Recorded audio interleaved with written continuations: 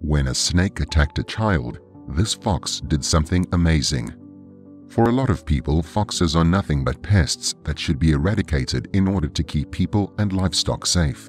But for one little boy, his entire life changed thanks to one of these cute little animals. Dylan was an ordinary man who lived in a small rural town in America. When he was a child, he had grown up on a farm which his father owned. Throughout his childhood, Dylan's father taught his son everything he could about farming. From looking after livestock to growing crops, Dylan was taught how to become a proper farmer. But despite everything that his father had taught him, the young boy still dreamed of going off to college to get a degree and a high-paying job. So when the time came and Dylan was old enough, he left the farm in the village and went to college in the nearby city where he got a degree in law. Whilst he was away, Dylan's father sadly passed away, leaving the farmhouse and the land to Dylan. After hearing about his father's death, Dylan was devastated, and although he managed to earn his degree, he decided to return to the village where he grew up.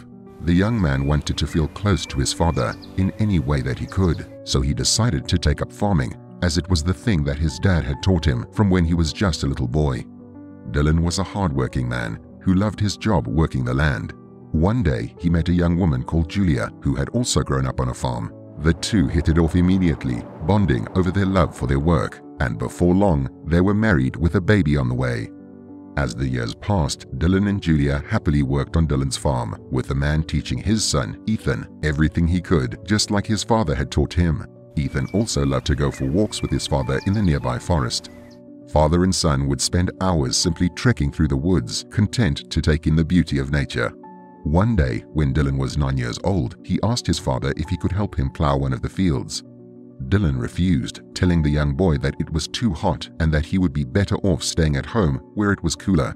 But as Dylan headed off to work, neither him nor his son could have guessed what would happen that day. Whilst Dylan was plowing one of his fields with his tractor, he suddenly spotted a weird object lying in the path of his large vehicle. Not knowing what it was, the young farmer stopped the tractor and decided to take a closer look at the mysterious object.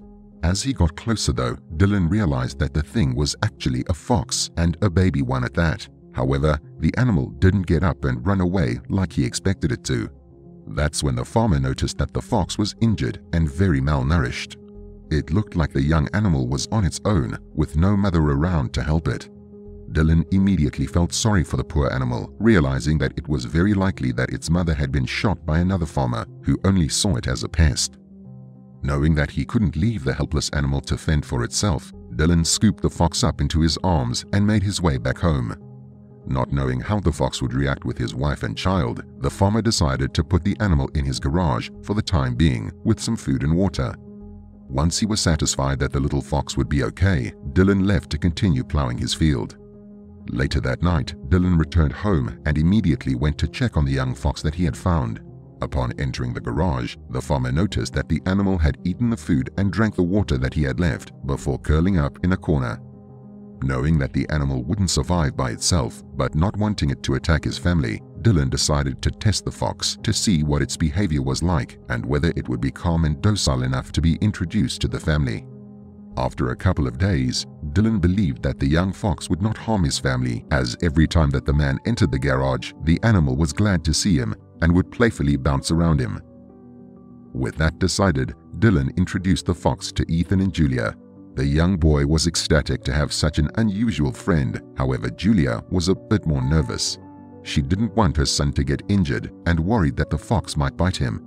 After a few days though, and a lot of reassurance from Dylan, Julia realized that the fox would not harm her family and began to love the peculiar pet. Once the fox, who Ethan had named Socks, was back to full health, Dylan contemplated returning it to the nearby forest. He knew that it was a wild animal and the woods were where it belonged. However, after seeing how attached his son had gotten to Socks, Dylan couldn't bear the thought of separating the two. Socks became Ethan's best friend, and the two would do everything together, from playing in the yard to eating their meals. But as the fox grew older, he started to act more wild and independent. He no longer needed Dylan to provide his food for him, as he would hunt the mice and rats around the farm. The adolescent animal also began to spend more and more time away from the house. Seeing that his friend was growing more distant each day, Dylan got very upset. He tried to ask his father to make the fox stay. However, Dylan simply told his son that Socks was a wild animal who belonged in the forest with his own kind, and that it was good that the animal wanted to leave, as he would be much happier with a family of his own. Ethan agreed to let Socks go and live his own life, and so one day he walked the fox to the edge of the nearby woods. He told the animal goodbye and promised to always remember him before telling him that he should go find his family in the woods. The fox gently licked the boy's hand before trotting into the forest.